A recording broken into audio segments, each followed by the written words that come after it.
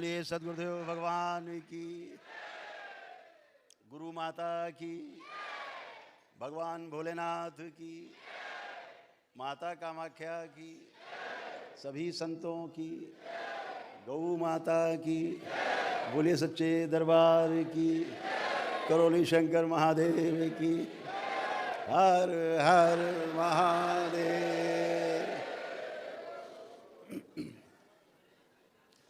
दरबार में आज इस महासम्मेलन के तीसरे दिन आज 27 जनवरी 2024 को आप सभी का बहुत बहुत स्वागत है।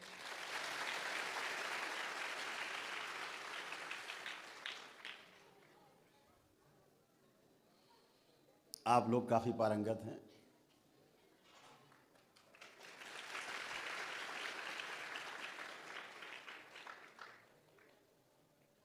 कई लेवल क्रॉस करके आप लोग आगे आए हैं। कोई प्रथम चरण में है तो कोई द्वितीय चरण में है, कोई तृतीय में है, कोई चतुर्थ में है। अप्रैल में आने वाले अप्रैल महीने में की पूर्णिमा में 5वें चरण की दीक्षा होगी।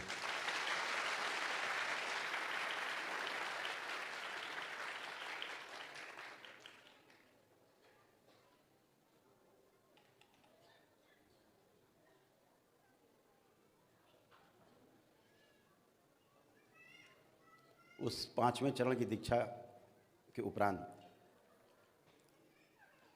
जब छठे चरण की दीक्षा आएगी, उसके पहले जिन लोगों को कुछ खास अनुभूतियां हैं हो रही हैं, उनके साथ एक अलग से बैठक होगी।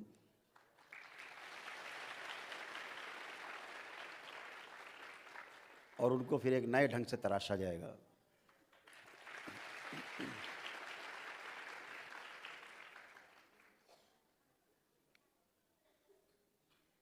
मनुष्य का स्वभाव है जिसे हम मानवत्व कहते हैं, उसमें आपको लगाया जाएगा।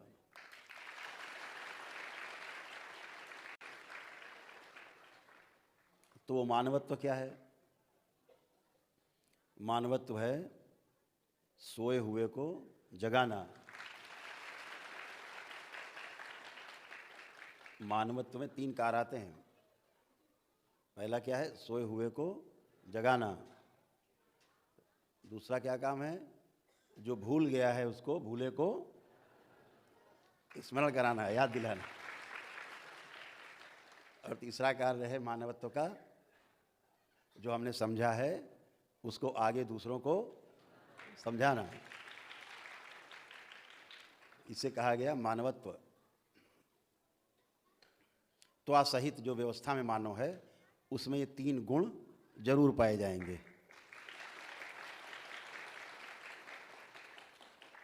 तो इस तरह से क्रम से सीढ़ी दर सीढ़ी परंपराएं बनती हैं। ऐसे ही परंपराएं बनी हैं हमारे देश में। हमारे ऋषि मुनियों की परंपराएं ऐसे ही बनी हैं। कई हजारों वर्षों की परंपराएं हैं जो हमको आज तक सूचनाएं दे रही हैं। वो परंपराएं कि ये ठीक है और ये ठीक नहीं है, ऐसा अनुभव से आया उनमें। वो अनुभव आज भी हमारे काम आता है। अगर वो अनुभव काम ना आता होता तो हम लोग कहीं जंगल में पड़े होते, है ना, खोज कर रहे होते कि पानी कहाँ से निकाला जाए, हैं, भोजन कैसे व्यवस्था की जाए, यही सब कर रहे होते। तो परंपरा से हमें जो मिला है उसके लिए जितने पीछे हमारे ऋषि मुनि रहे हैं, जितने हमारे महापुरुष रहे हैं, उन सभी को हृदय से बारंबार धन्यवाद है। आज स्मृति के ऊपर आपका दरबार जो काम कर पा रहा है उसके पीछे उन्हीं ऋषि मुनियों का पीछे का जो उपकार है हम लोगों के ऊपर, तभी ये दरबार स्मृति के ऊपर कुछ कर पा रहा है। अगर उनका उपकार नहीं होता तो हम लोग अभी ये करने के लिए 1000 साल लगता।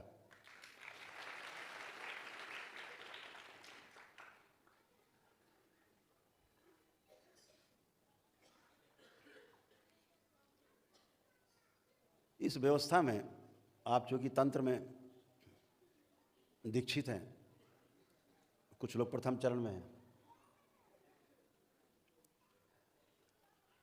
तो इस बात को समझना थोड़ा आवश्यक होता है कि तंत्र है क्या। पहली बार इस देश में ये प्रयोग हो रहा है कि गृहस्थ लोग तंत्र की दीक्षा लेकर के और इसको सफलतापूर्वक कर पा रहे हैं बगैर किसी नुकसान के, ना स्वयं को नुकसान ना दूसरे को नुकसान। क्योंकि तंत्र एक व्यवस्था है जिसके लिए घर बार छोड़ना पड़ता था, वो समय दूसरा था। और घर बार छोड़ के जाते कहाँ थे? परिवार छोड़ा, एक घर छोड़ा तो कहीं जंगल ने बना लिया या किसी आश्रम में शामिल हो गए, वो भी घर हो गया, तो घर कहाँ छूटा? एक परिवार अपना छोड़ा, सैकड़ों परिवार आश्रम में होते थे, तो परिवार कहाँ छूटा? धन से दूरी बनाई, श्रम से दूरी बनाई, आश्रम में रह के वही करना पड़ता है। आश्रम में भी यही होता है। तो कहीं कुछ छूटता नहीं है। एक गेस्टाल्ट है जो परिवर्तित हो जाता है, एक दिशा मिलती है, समूह के साथ काम करने में आपको गति मिलती है। जैसे भी आपसे अकेले कहा जाए कि यहाँ से काशी विश्वनाथ जाना है, तो आपके लिए समस्या हो सकती है थोड़ी, लेकिन अगर अभी हम सब लोग उठ के चल दें काशी के लिए तो किसी को समस्या नहीं है, तो फिर किसी को समस्या नहीं है, कट जाता है कि आदमी साथ में चल देता है।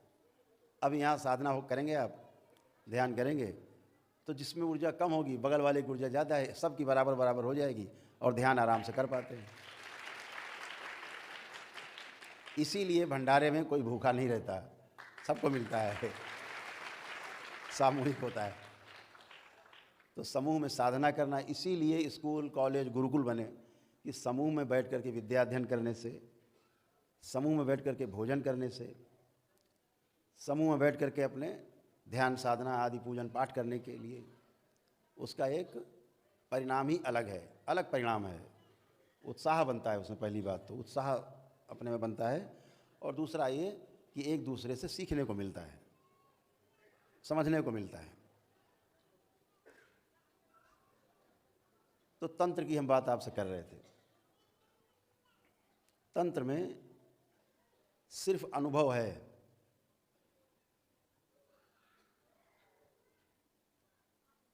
तंत्र एक व्यवस्था है, प्राकृतिक व्यवस्था है।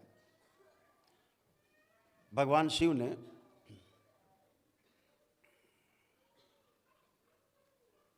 जो अनुसंधान किए, जो अनुसंधान करके हमको दिया, उस पर हम लोग शोध करते हैं।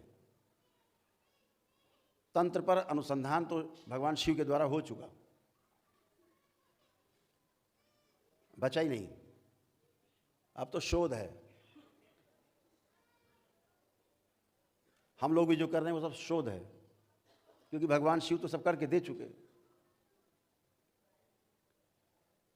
सप्तऋषियों को सब दे चुके, और कहा कि हम तो तुमको अनुसंधान दे रहे हैं, अब शोध करते रहना आगे, जिसको जो विधि समझ में आए वो विधि लगाना। हमने तो बता दिया कि यहाँ से और काशी विश्वनाथ तक की यात्रा करोगे तो जो फल मिलेगा तुमको, तुम्हारे परिवार को सुखदायी होगा, फलदायी होगा। अब तुम जूते पहन के यहाँ से वहाँ तक जाते हो कि नंगे पैर जाते हो, कि कुछ खा पी के जाते हो, कि उपवास करके जाते हो, रुक रुक के जाते हो, कि निरंतर चलते हुए जाते हो, अब ये आपको तय करना है। लक्ष्य दे दिया, अनुसंधान है, यहाँ से वहाँ तक जाने में आपको लाभ जरूर होगा। ऐसे भगवान शिव ने जो विधियाँ दी हमें, वह विज्ञान भैरव तंत्र के नाम से प्रसिद्ध है।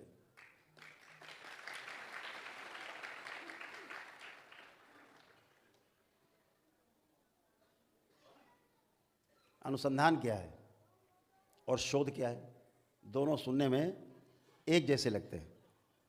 दोनों ही शब्दों से अगर ध्यान देंगे कि उन्होंने अनुसंधान किया है या उन्होंने शोध किया है, शब्द एक जैसे लगते हैं लेकिन दोनों के अर्थ भिन्न हैं। अनुसंधान का अर्थ है कि जो मनुष्य जाति के सामने कभी भी कोई चीज़ नहीं आई, किसी के द्वारा नहीं किया गया, परंपरा से हमें नहीं मिला है पीछे से,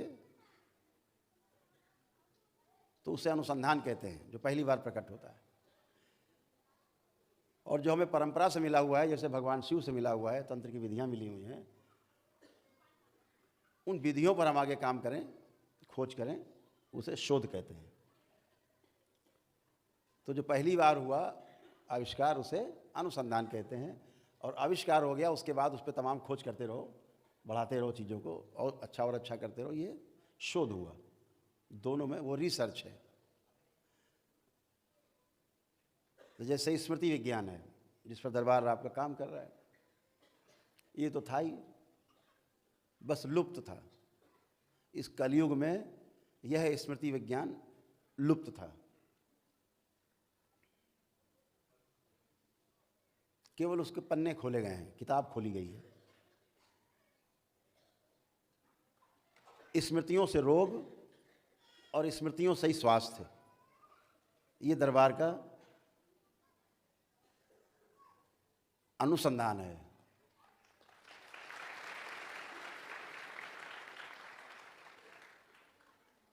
अभी तक पूर्व काल में, किसी भी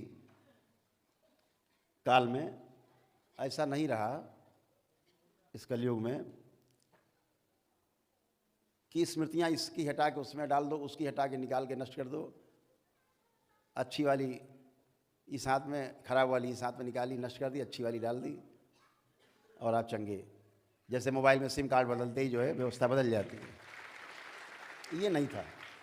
स्मृतियाँ तो थीं, स्मृतियों पर 18 ग्रंथ लिखे हुए हैं, लेकिन वो स्मृतियाँ हैं जो लोगों ने कंठस्थ कर रखी थी, उनके अंदर स्मृतियाँ थीं, उन्होंने बाद में उसको लिपिबद्ध किया है, वो स्मृतियाँ हैं। जैसे मनु स्मृति, उसमें आप लोग सुनते होंगे, एक ग्रंथ का नाम बहुत सुनते होंगे, मनु स्मृति। ऐसे ही 17 और स्मृतियाँ हैं।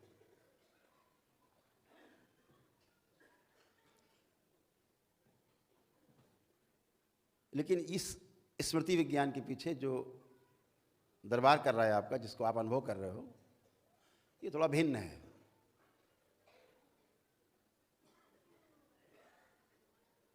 स्मृतियाँ पहले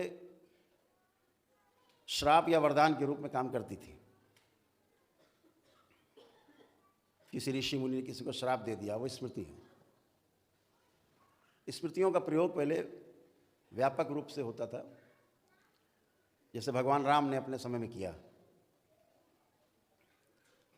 जब खरदूषण का युद्ध भगवान राम और लक्ष्मण से हुआ है, तो भगवान राम ने उस त्रेता युग में स्मृति विज्ञान का प्रयोग किया है। त्रेता में क्या किया? जितनी सेना थी खरदूषण की, सबको राम बना दिया।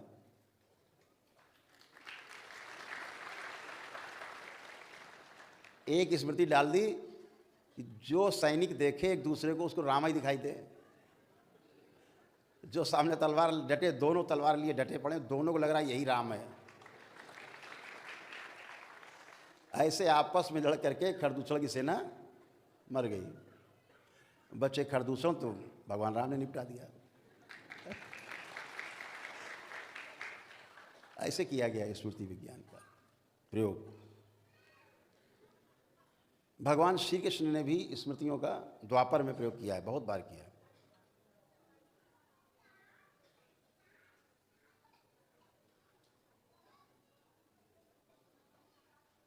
स्मृति जो है, स्मृति विज्ञान जो है, बहुत उन्नत विज्ञान है।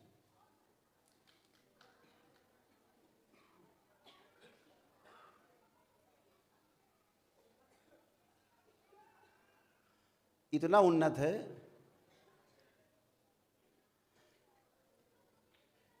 कि आप उस तरफ कदम बढ़ा रहे हैं एक एक, कि पूरी दुनिया में आप 100 जगह एक साथ दिख सकते हैं अलग अलग काम करते हुए।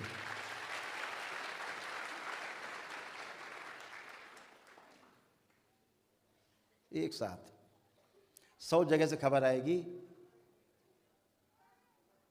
भैया वो तो यहाँ है, दूसरा कहेगा नहीं वो तो यहाँ है, तीसरा कहेगा नहीं वो तो हमारे साथ है, चौथा कहेगा अभी भी गए हैं। ऐसे करें, ये स्मृति विज्ञान है।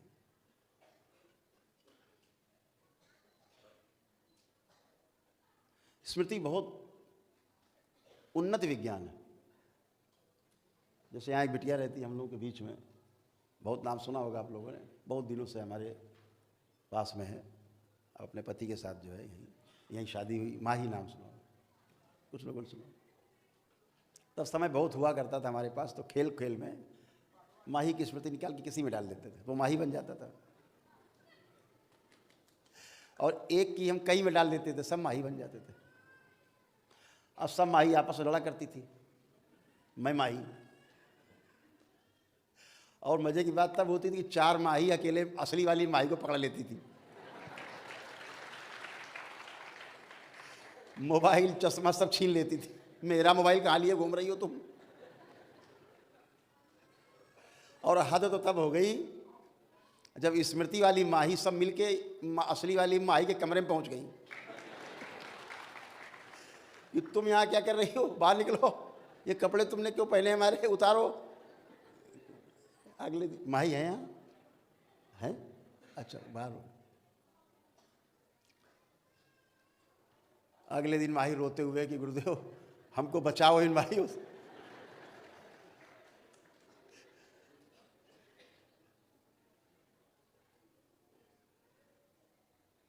तो ऐसे किसी की स्मृति किसी में डाल देते तो वही बन जाता था।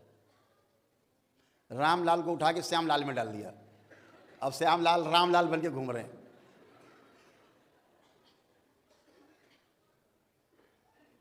यहां भी कई लोग ऐसे बैठे हैं जिनको बनाया गया था, ऊपर है बैठे।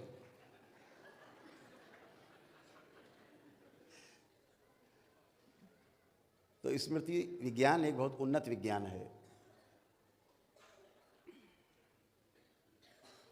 जब आप एक एक कदम बढ़ेंगे तो फिर रहस्य रहस्य नहीं रह जाएगा, व्यवस्था दिखाई देगी आपको उस रहस्य में, क्योंकि इस संसार में रहस्य नाम की कोई वस्तु नहीं है।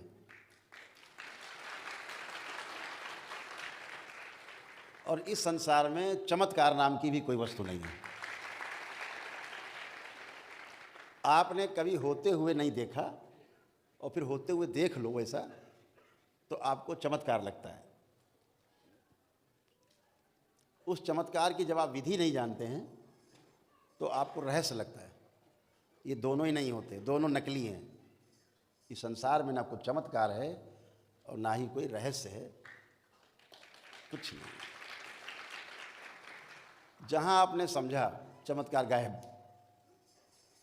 तो फिर कहाँ चमत्कार, रहस्य गायब। जहां विधि आपको पता लग गई फिर कहाँ रहस्य बचा, तो होता ही नहीं है। रहस्य तो वो जो कभी पता ही नहीं लगे, विज्ञान उसका। तो ऐसे आप एक एक कदम वहाँ चल रहे हैं, चढ़ रहे हैं, आगे बढ़ रहे हैं, जहाँ आपको बहुत आनंद आने वाला है।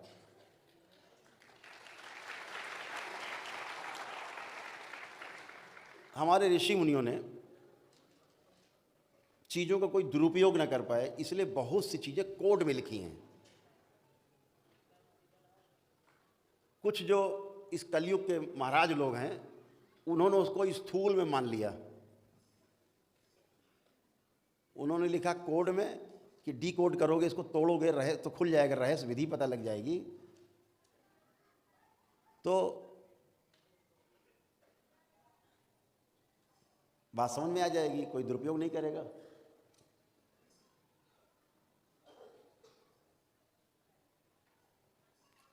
जैसे एक, क्या कर रहे हो भाई तुम?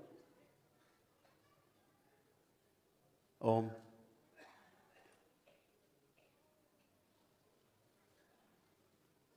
एक बार हमारे एक मित्र यहाँ थे, रजिस्ट्रार थे, तो उनके यहाँ एक मुल्ला जी बैठे हुए थे।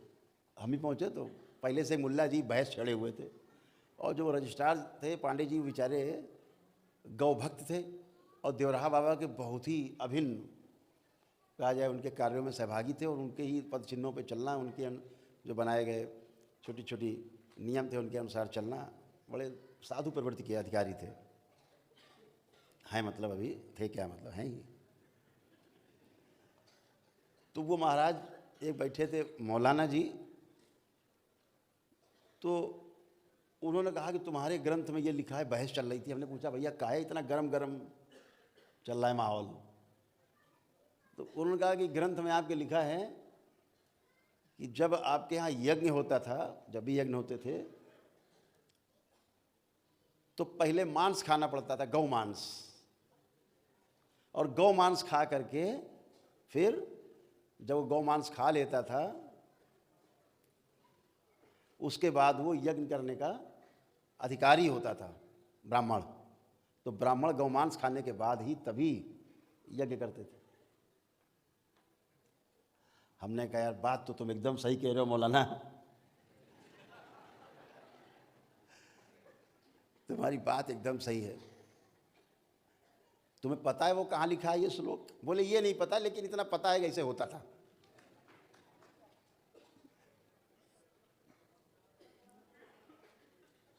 तो हमने कहा मौलाना कभी जाना बाजार में और हठ योग प्रदीपिका खरीदना, उसमें लिखा है,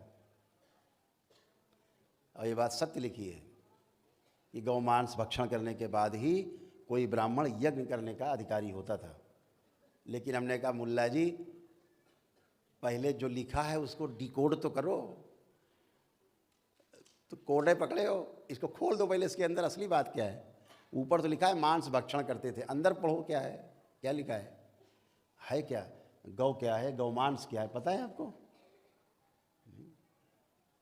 तो उसमें साफ साफ लिखा है कि जो ब्राह्मण ध्यान साधना के द्वारा समाधिस्थ हो सकते थे, समाधि में पहुंच सकते थे, समाधि अवस्था में, वह ही केवल यज्ञ करने का राजा जनक के यहाँ अधिकारी था।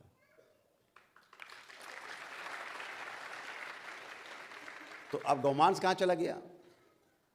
ये जो ऊपर तालू है ना, ऊपर कौवा लटकता रहता है, उसे बोलते हैं गौ, गौ गौ।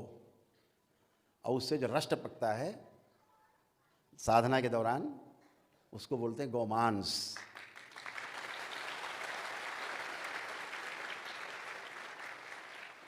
और वो तभी टपकता है जब आप इच्छा विचार आशाओं से मुक्त हो जाते हैं, समाधि अवस्था में चले जाते हैं। समाधि का अर्थ है समय आधि, अर्थात समय से पार।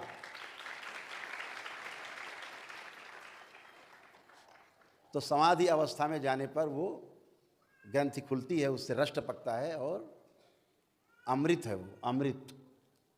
जो ये कर सकता था वो यज्ञ में बैठने का, हवन कराने का, यज्ञ कराने का अधिकारी था। तुमने तो कोड ही पकड़ लिया सीधे सीधे। भाई डिकोड तो करो, खोलो तो। क्यों है क्या चीज़? गौमांस।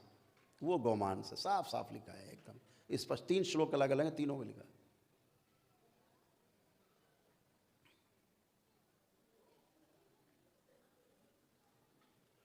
ऐसे ही एक नाम है राधा।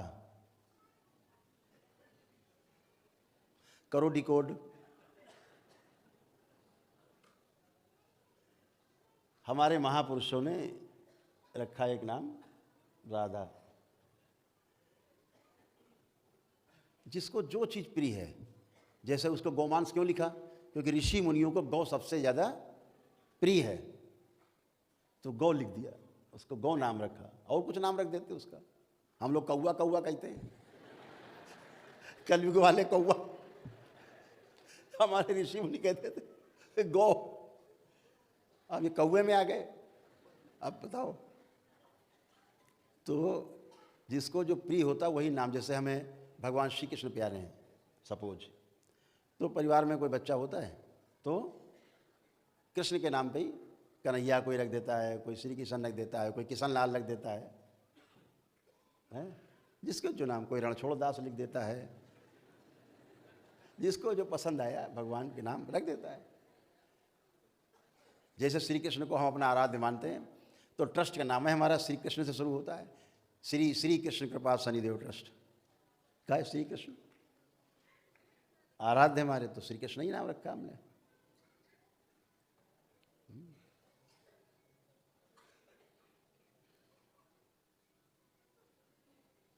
यहाँ स्वामी जी बैठे हमारे साथ 25 साल से, पिछले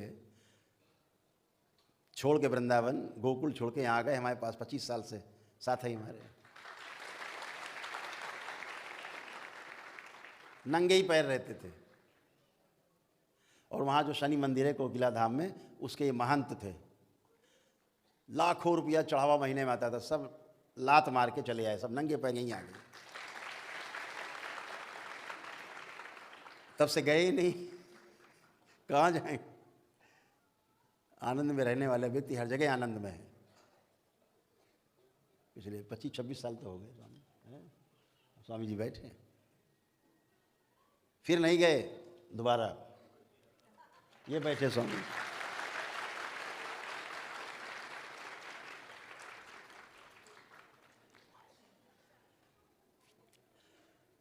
तो हर व्यक्ति जिससे प्रेम करता है वैसा ही नाम बच्चों का रखना, संस्था का रखना। ये अगर आप प्रेम नहीं करते तो आप वो नाम कभी नहीं रख सकते। ना बच्चों का नाम रखेंगे, ना संस्था का नाम रखेंगे, आप कुछ भी नहीं रखेंगे। तो ऐसे प्रेमवश ऋषि मुनि जो साधना करते थे, उन्होंने एक नाम रखा, राधा। राधा माने क्या, जो हमारी समझ है उतनी हम बात कर रहे हैं भाई, ज़्यादा ज्ञानियों की बात हमें नहीं पता, अपनी बात कर रहे हैं हम लोग। राधा एक बहुत प्यारा नाम है, बोलने में बहुत लगता है कि जैसे कमल से खिल रहे हैं। अच्छा लगता है बोलने में। अरे यार दिन भर करते हो राधा रमण हरि बोल,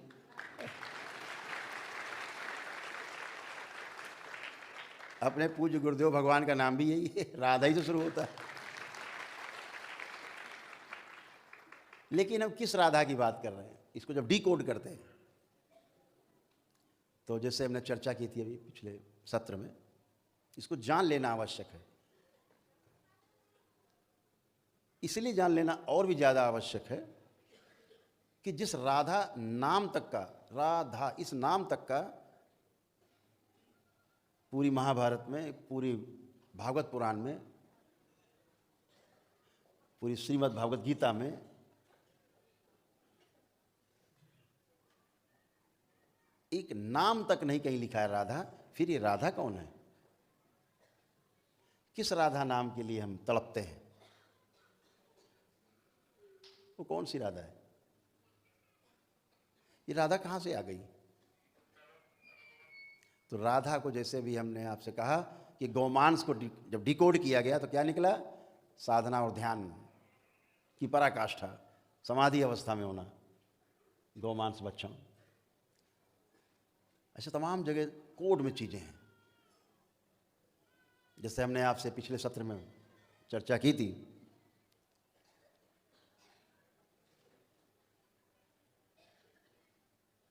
कि रावण खुली आंखों से अपनी नाभि पर विराजता था, आंख बंद करता था तो सहस्रार पार ब्रह्म परमेश्वर की स्थिति में होता था रावण, महाविद्वान।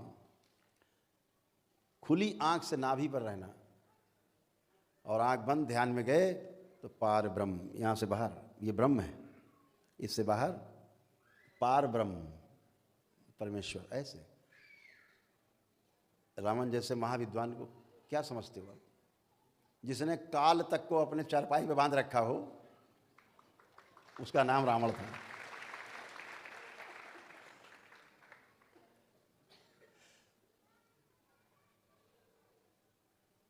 जो पुरोहित बने राम का, उसका नाम रावण था।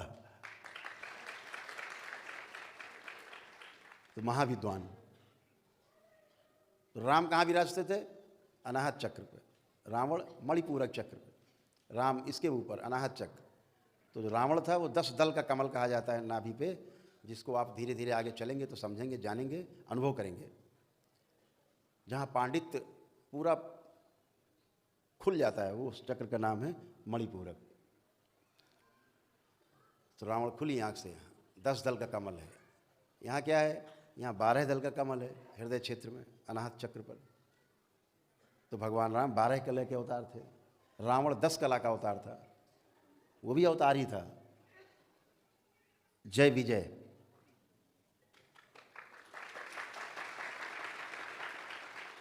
भगवान विष्णु के 2 गण थे ना, जय विजय। उनका अंतिम अवतार जो 3 को श्राप था, उनको 3 बार पृथ्वी पर जन्म लेने का, तो अंतिम अवतार जो था वो रावण का अपने भाई के साथ त्रेता में हुआ।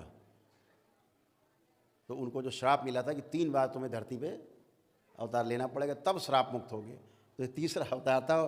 तो उसने क्या मांग लिया था रणविजय ने, जो जय विजय थे, जय और विजय ने क्या मांगा भगवान से, नारायण से, कि ठीक है श्राप स्वीकार है, लेकिन मुक्ति हमारी हर जन्म में आपके हाथों हो।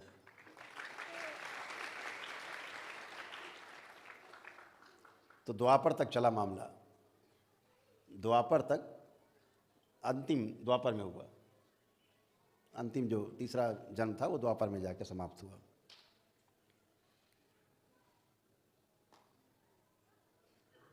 दूसरा अवतार था धरती पर जय विजय का, वो रावण के साथ हुआ था। तो महाविद्वान था, क्योंकि भगवान नारायण के गण थे वो जय विजय।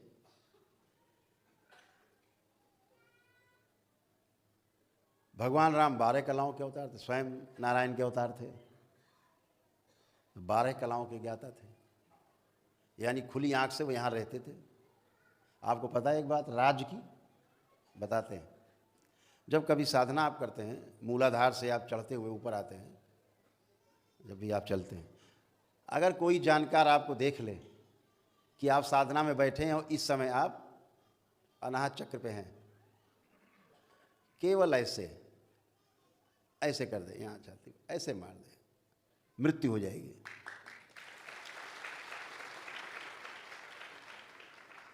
चोट लग जाए वहाँ तो मृत्यु हो जाएगी। अगर देख ले कि इस समय किस चक्र में आप हैं, कहाँ पर हैं, टक, तभी विभीषण ने कहा भगवान राम से, प्रभु इसकी नाभि में रहता है, ये खुली आंख से युद्ध कर रहा है, ये खुली आंख से है, इस समय नाभि पर है, खुली आंख से यहाँ रहता है। मार दिया, रावण धराशायी हो गया। तो राम यहाँ विराजते थे खुली आंख से। साधारण मनुष्य मल मूत्र द्वार के बीच में जो स्थान है नीचे, उसे मूलाधार कहते हैं। जहाँ हम पलथी लगाते हैं तो हमारी एड़ी जहाँ जाकर के, पैर की एड़ी जहाँ टच करती है, वो मूलाधार है। अगर वहाँ पर कोई चोट पहुँचा दे, आघात, आदमी की तत्क्षण मृत्यु हो जाती है, वो मर्म है। ऐसे 107 मर्म हैं पूरे शरीर में, उनमें से कुछ मर्म ऐसे हैं जो सीधे मृत्यु देते हैं, उनमें से मूलाधार भी है। मूलाधार जो माँ महाकाली का स्थान भी माना जाता है। कभी चर्चा करेंगे ना कि माँ के हाथ में खीर क्यों है, माँ के हाथ में खटक क्यों है, माँ के हाथ में दैत्य क्यों है, कटोरा क्यों है माँ के हाथ में। जब प्रतीक आपके सामने खुलेंगे, डिकोड करना, भगवान शंकर क्यों नीचे हैं, एक पैर ऊपर क्यों है माँ का।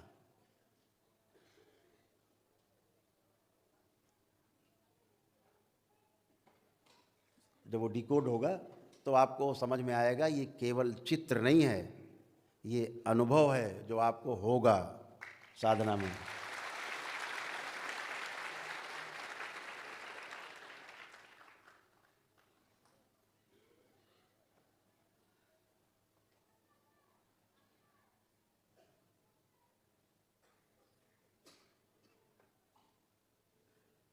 जब कामुकता चरम पे होती है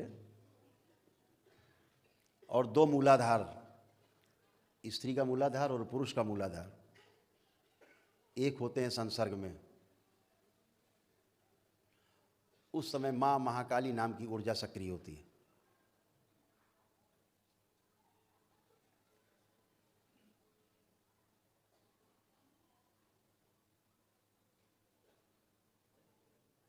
खून, नरमुंडों की माला,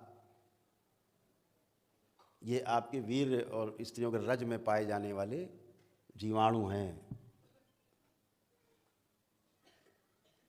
एक जीवाणु में शक्ति है एक स्त्री या पुरुष बच्ची या बच्चा उत्पन्न करने की स्थूल रूप में। एक संसर्ग में लाखों जीवाणु निकलते हैं, लेकिन एक ही जीवाणु जो है माँ के गर्भ में प्रवेश करता है, बाकी सब मर जाते हैं। उससे स्थूल शरीर बनता है।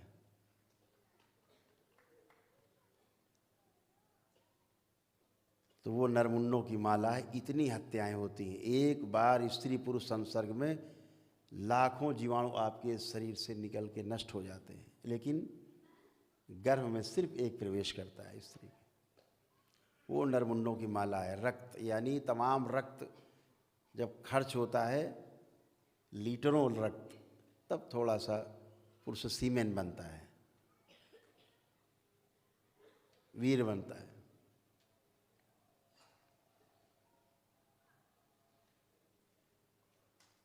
जब तक स्खलन नहीं हो जाता तब तक चैन नहीं।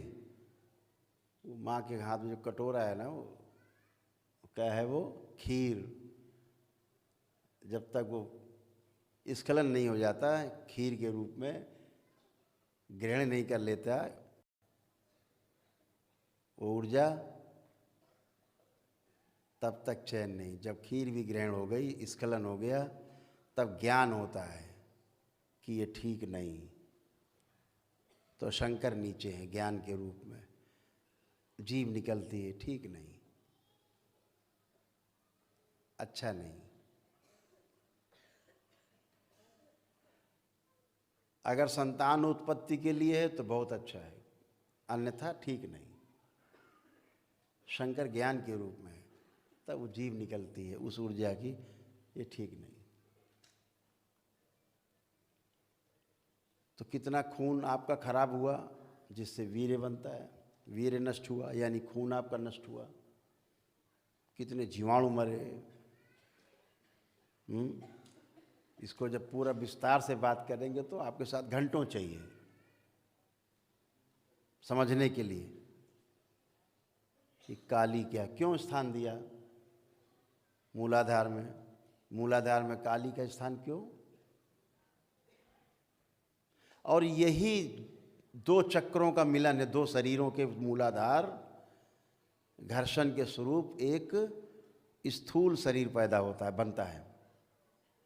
और यही साधक जो आप बैठे हो, जब साधना करोगे तो आपका मूलाधार चक्र जो है, जो स्वादिष्ठान चक्र से घर्षण करेगा, अपने में स्वयं में घर्षण करेगा, तो भी एक शक्ति का जन्म होगा, लेकिन वो सूक्ष्म होगी, स्थूल नहीं होगी।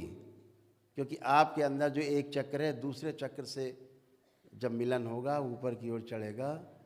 पहला चक्र मूलाधार, दूसरा स्वादिष्ठान, फिर मणिपूरक, फिर अनाहत, विशुद्धि, आज्ञा, फिर सहस्रार। तो जब आप ही का चक्र, आपके ही चक्र से मिलन होता है तो एक सूक्ष्म शक्ति उत्पन्न होती है, ऊर्जा उत्पन्न होती है, जो आपके साथ दिव्य शक्ति के रूप में रहती है। वह आप ही की ऊर्जा है, कोई बाहर से नहीं आती।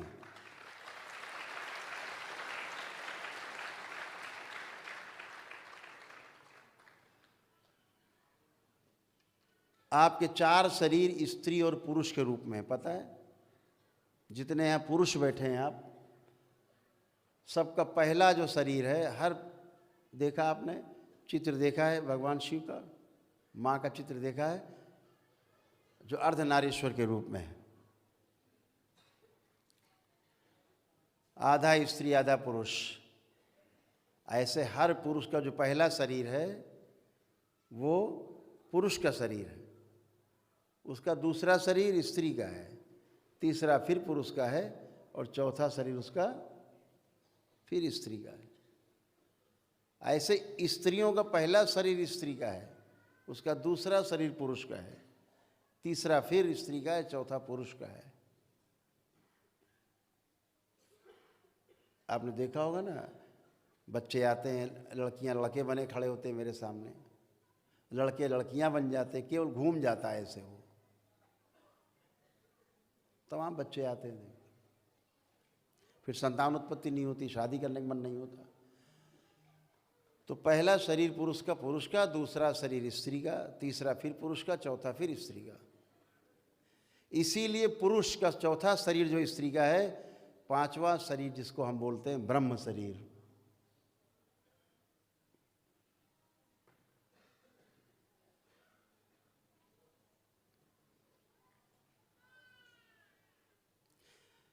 आपके ही चक्रों का मिलन एक नई शक्ति देता है आपको, एक नई शक्ति का उदय करता है, एक नई ऊर्जा को उत्पन्न करता है जो आपके साथ होती है। और आपकी अपनी, उसी को तपस्या बोलते हैं कि मेरा तप मेरे साथ है। वही तप आपके साथ है जो आपके ही चक्रों का, आपके ही चक्रों से मिलन है, ऊपर चढ़ते जाते हैं। और जो ऊर्जा उत्पन्न होती जाती है वो आपकी अपनी संपत्ति होती है, वो जन्म जन्म साथ रहती, कभी अलग नहीं होती। वो साथ ही पैदा होती है, साथ ही रहती है, कभी नहीं साथ छोड़ती, वो आपकी संपत्ति है। तो योगी क्या करते हैं, अपनी ऊर्जा स्त्री की, अपनी ऊर्जा पुरुष की, आपस में ध्यान साधना में संसर्ग होते गए, शक्ति उत्पन्न होती गई। जितना ऊपर चढ़ते जाएंगे, चक्रों का चक्रों से मिलन होता जाएगा, ऊर्जा उतनी घनी होती जाएगी आपके पास, उतने बलशाली शक्तिशाली आप होते जाएंगे।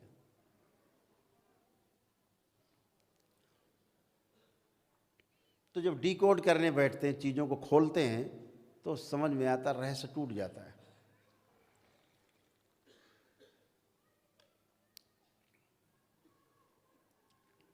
तो एक नाम दिया ऋषि मुनियों ने हमारे पुरातन काल से, ईड़ा, पिंगला और सुषुम्ना। 3 नाड़ियां हैं जो दिखती नहीं। आप सर्जरी करके देखोगे, ऑपरेशन करके, तो आपको दिखेगी नहीं, लेकिन है। कुंडलिनी एक ऊर्जा के रूप में है।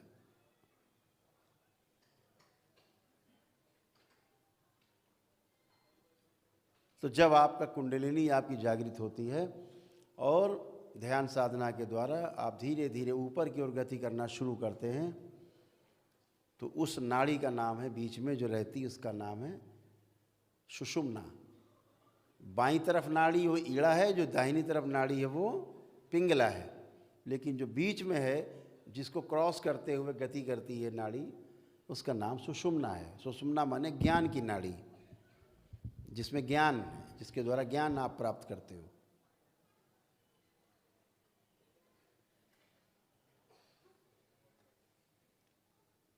ईड़ा पिंगला आपके भौतिकता में आपके काम आती है, लेकिन सुषुम्ना जो है आपके जीवन में काम आती है। जीवन मूल्यों को बढ़ावा देती, जीवन मूल्यों को तय करती।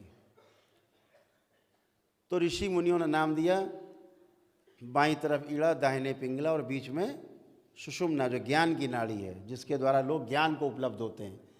चाहे भगवान बुद्ध रहे हों, चाहे महावीर रहे हों, चाहे कृष्ण रहे हों, कोई भी इसी नाड़ी के द्वारा ज्ञान को उपलब्ध होता है। चाहे कबीर रहे हों, चाहे नानक रहे हों, इसी नाड़ी के द्वारा ही ज्ञान को उपलब्ध होता है।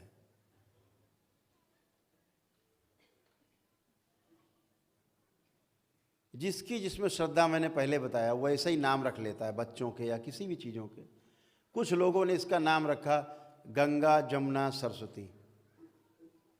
गंगा ईड़ा नाड़ी को कह दिया, ठंडी है, ठंडी नाड़ी है बाईं नाड़ी ईड़ा, दाहिनी पिंगला नाड़ी गर्म है, तो जमुना नाम रख दिया।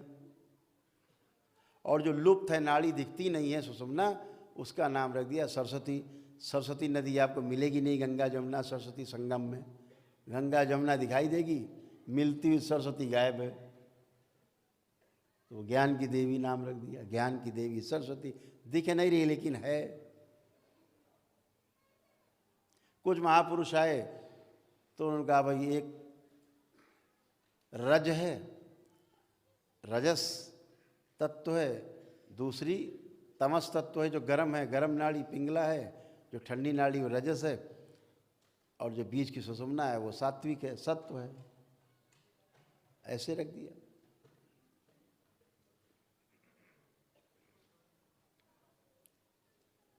तो सबने अपने अपने अनुसार नाड़ियों के नाम रख दिए। इसी को प्रैक्टिकल में जब ले जाते हैं तो बोलते हैं एक तरफ सुख है, एक तरफ दुख है।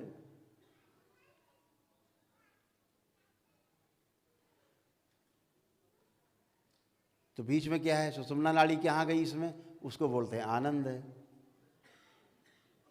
जहाँ न सुख है न जहाँ दुख है, तो उसको बोल दिया आनंद है। ऐसे बोले एक तरफ दिन है एक तरफ रात है, तो बीच में क्या है, तो संध्या है। आपको संध्या नहीं दिखती, आपको दिखता है बस शाम होने वाली है या सवेरा होने वाला है, लेकिन जो संधि काल है वो आप नहीं देख पाते। ऐसे नाम रखे लोगों ने। ऐसे ही लोगों ने नाम रख दिया, ठंडी नाड़ी को बोल दिया रुक्मणी, ठंडी थी थोड़ा, माँ महालक्ष्मी का अवतार थी वो। गरम नाड़ी को रख दिया सत्यभामा, थोड़ा उनको बताया जाता बहुत क्रोधी थी थोड़ा सा, तो सत्यभामा। बीच में एक नाम रख दिया राधा, ज्ञान की नाड़ी। अब ज्ञान की नाड़ी राधा क्यों रखा, राधा नाम कहाँ से आया,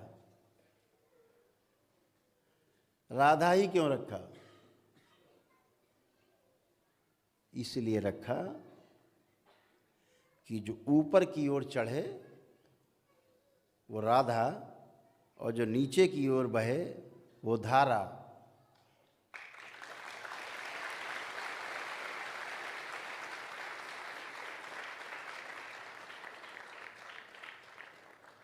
अभी पति पत्नी के रूप में जी रहे हैं, ये धारा है, स्वाभाविक है, प्राकृतिक है, बह रही है, संतानोत्पत्ति हो रहे, सारे कर्म कर रहे हैं, घर के काम कर रहे हैं, परिवार पाल रहे हैं, अपने परिवार को बढ़ा रहे हैं, बच्चों की शादी कर रहे हैं, उनको भी धारा में डाल रहे हैं। धारा में बहना, संतान उत्पत्ति में जाना, वो धारा है, बह रही है निरंतर। जैसे कैलाश से नीचे की ओर बहाव, समुद्र की ओर जितनी नदियां हैं सब बह के कहाँ जा रही हैं, समुद्र में। ये सब धारा है। तो ऊपर से नीचे अधोगामी अगर है तो वो धारा है, और जो ऊर्ध्वगामी है वो राधा है।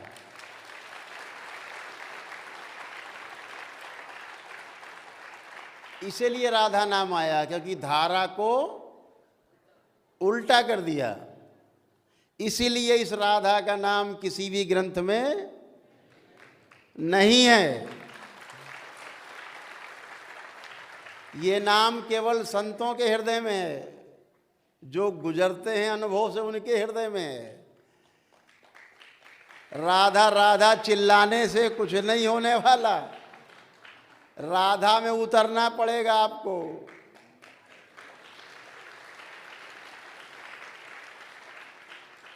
वो राधा है जो ऊपर की ओर गति करती है।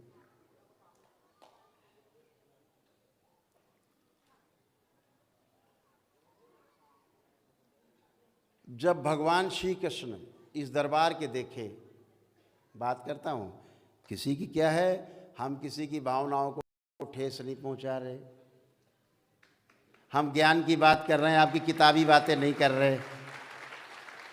हमने आपकी किताब पढ़ी नहीं और तुम्हारी किताब पढ़ने की हमारी इच्छा भी नहीं। हमने सिर्फ अपने गुरु को पढ़ा है, उसके अलावा किसी को नहीं पढ़ा है।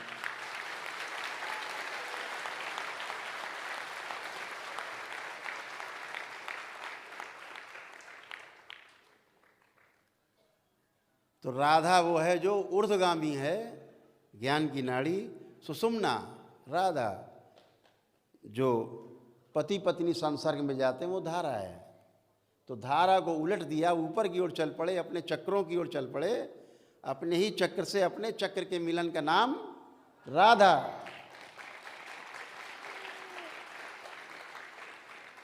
और अपने चक्र से दूसरे चक्र का मिलन वो धारा। इतनी सीधी बात है, इसमें कौन सा बहुत बड़ा ज्ञान है, छोटी सी बात है।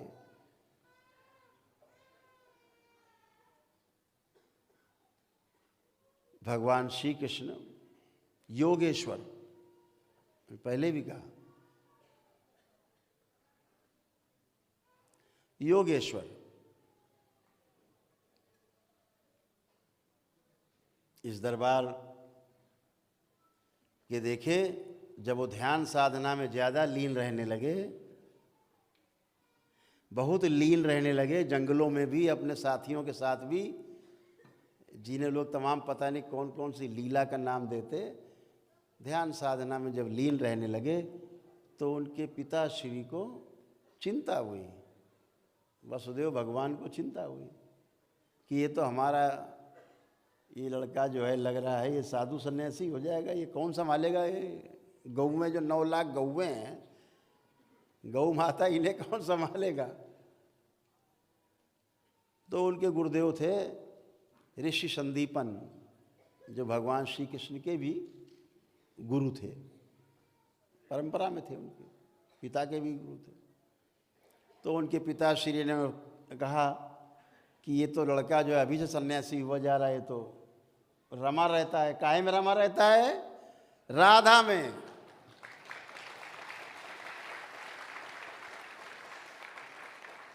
श्री कृष्ण 8 साल की अवस्था से ही किसमें रमे थे, राधा में। शरीर वाली राधा नहीं थी, 8 साल के बच्चा शरीर की राधा से क्या लेना देना।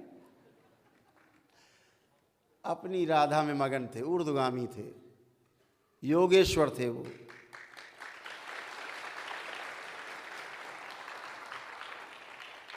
भगवान विष्णु का अवतार थे। तो उस राधा से पीछा छुड़ाने के लिए भगवान वसुदेव कहाँ गए अपने गुरु के पास, उनको लेकर के कि प्रभु ये तो अभी से सन्यासी, इसे तो कुछ समझाओ। तो भगवान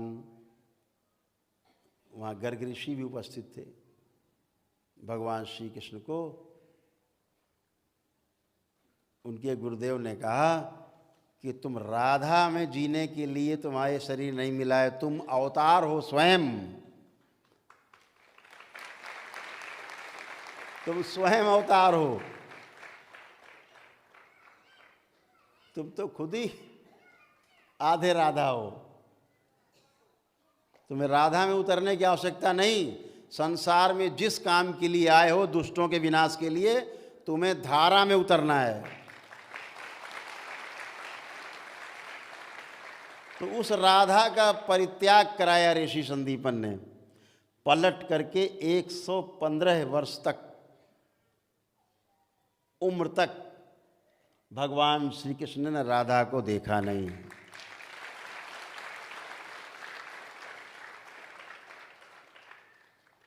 एक 115 वर्ष की उम्र में जब भगवान श्री कृष्ण पहुंचे, तब पुनः से उन्होंने राधा को धारण किया है। क्योंकि धारा के सारे काम उनके पूरे हो चुके थे।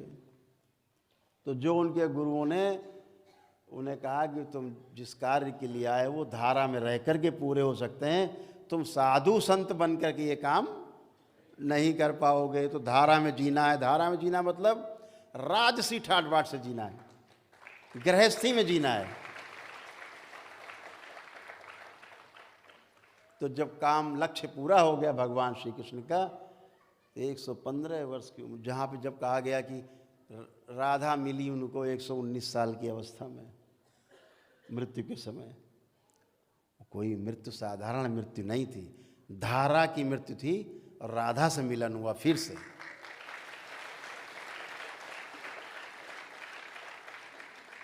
तब योगेश्वर श्री कृष्ण ने पारब्रह्म ब्रह्म परमेश्वर के रूप में शरीर को त्याग किया।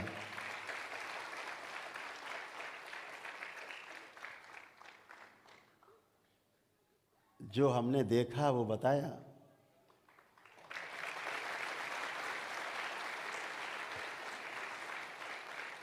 आपका भी अधिकार है अपना, आप भी देख सकते हो, अनुभव कर सकते हो। राधा पर बोलेंगे तो हमें कम से कम 7-8 घंटे चाहिए।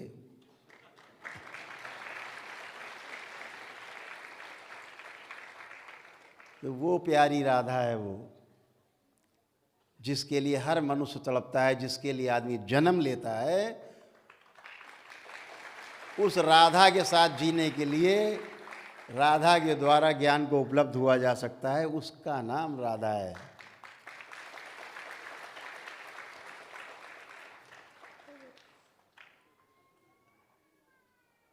कुछ भाई लोगों ने उनको स्थूल में जन्म दे दिया, कुछ ग्रंथों में तो ऐसा लिख डाला है कि भगवान श्री कृष्ण के पास कोई काम ही नहीं था, दिन भर गोपिकाओं के साथ नाचना कूदना, झाड़ी में जाना, वो झाड़ी में छुपना, इतने काम उनके पास था विचारों के। बहुत महान महान लोग इस देश में पैदा हुए, पता नहीं कौन से ज्ञान चक्षु से देख डाला उन्होंने।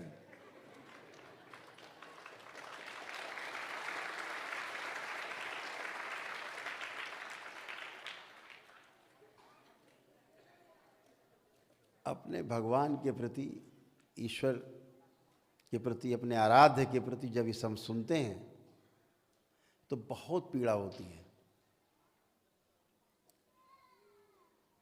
जिसको काम वासना कभी छू भी ना गई हो, उसको काम कला का अवतार बना दिया। दिन भर ढोलक मजीरा पीट के ये करो, उनने वो करो, उनने वो कट डालो, उनने वो कट डालो, मटकी फोड़ दी, कपड़ा ले गए, चुराए ले गए, दिन भर यही करते। वो ये गोपी, वो सखी, वो उनकी इतनी सखियां, जो मैंने आपसे कहा पिछले सत्र में कि जो ये ढोंगो पीटते हैं ना ढिंडोरा, 16,108 नारियों का, तो दरबार कहता है वो नारियां नहीं, वो 16,108 नाड़ियां हैं, जिनके स्वामी भगवान श्री कृष्ण थे, योगेश्वर। उनकी इच्छा के बगैर एक भी नाड़ी धड़कती नहीं थी। जिस नाड़ी को चाहते थे उसको चलाने का नाम काम ये भगवान श्री कृष्ण के अधिकार में था। उसके वो स्वामी थे, जैसे पति को स्वामी के रूप में कहा जाता है। तो बताया 16,108 नाड़ियों के वो स्वामी थे, पति थे। तो बोल दिया बोलचाल की भाषा में, तो वो स्वामी थे उन नाड़ियों के। जो गोपी हो तमाम, ये भी सब नाड़ियों की सह नाड़ियाँ हैं सब। ऐसे 72,000 नाड़ियाँ हैं जो हमारी नाभि से निकल करके पूरे शरीर में फैली हुई हैं।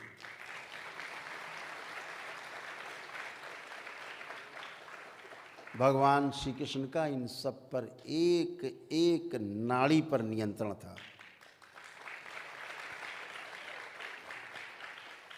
और इतने नहीं किया, लिखने वालों ने और आगे लिख डाला। बोले 16,108 उनकी पत्नी थी, रानी पटरानी, और उसके बाद सबसे 10-10 लड़के और एक एक लड़की पैदा हुई। भैया बहुत काम की बात है, सोचो जरा। हमें लगता है गीता, श्रीमद् भागवत गीता, महाभारत पढ़ लो तो लगता 100 जन्म लेके भी पूरा नहीं कर पाएंगे उतना काम जितना भगवान श्री कृष्ण एक जन्म में करके पूरा चले गए, सबको निपटा के पूरे युग को। और वो दिखा रहे हैं भैया इनके पास एक ही काम था, 16,108 नारी, और सबके 11-11 पैदा, बिल्कुल सेट है नियम, 11-11 पैदा हुए। अच्छा ऐसा हो सकता है? किसी की मान लो कुछ धर्म ऐसे हैं, कुछ मजहब हैं जिनमें 4-4 पत्नी रखे हैं उन लोग, तो क्या सबके 11-11 होते हैं? ऐसा लिखा महाराज जी आप लोगों ने, आपको बहुत बहुत धन्यवाद, ताकि लोगों का ध्यान तो आकृष्ट हो। अरे भगवान श्री कृष्ण हमारे आराध्य हैं।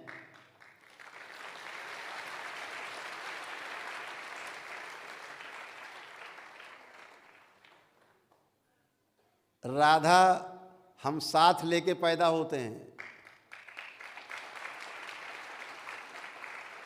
इस राधा को पाने के लिए आदमी जीवन भर तड़पता रहता है। इस राधा के लिए भगवान श्री कृष्ण भी तड़पे थे, लेकिन गुरुओं के आदेश पे उन्होंने राधा का परित्याग किया और धारा में जिए। अगर वो धारा में नहीं जिए होते तो कहीं कोई रहा माखन चोर कह रहा, कोई रण छोड़ कह रहा, तो कोई ये गोपिका लेके भाग गए, कोई कपड़ा लेके भाग गए, नहा रही थी लड़कियां, ये नहीं लिखा होता। धारा में जिए। तो इसको समझने जैसा है। जब डिकोड करते हैं चीज़ों को, तोड़ते हैं कोड को, तो तब चीज़ें निकलती हैं। मोबाइल में आपके कोड लगा है, जब तक वो नहीं खुलेगा अंदर कुछ नहीं दिखेगा। ऐसे ये कोड है। कोड का नाम क्या है? राधा।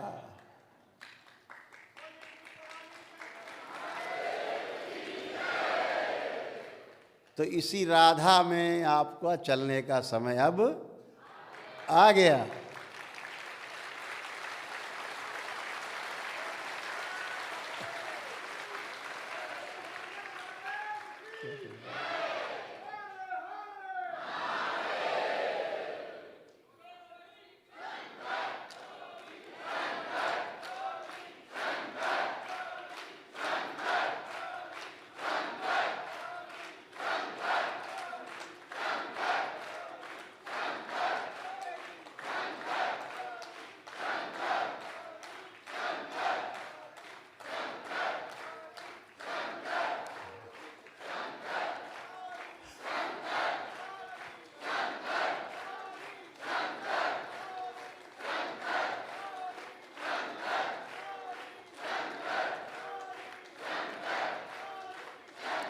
बोलिए सद्गुरुदेव भगवान की। तो हमने किस्सा सुनाया था ना अपने पांडे जी का, मित्र का अपने, कि मुल्ला जी कह रहे थे गौ मांस खा के तब हवन करते हैं, आपके ब्राह्मण करते थे। ऐसे ही कुछ लोग गेरुआ पहन के भगवान श्री कृष्ण को, राधा को बदनाम करते हैं। इनसे होशियार रहने की आवश्यकता है।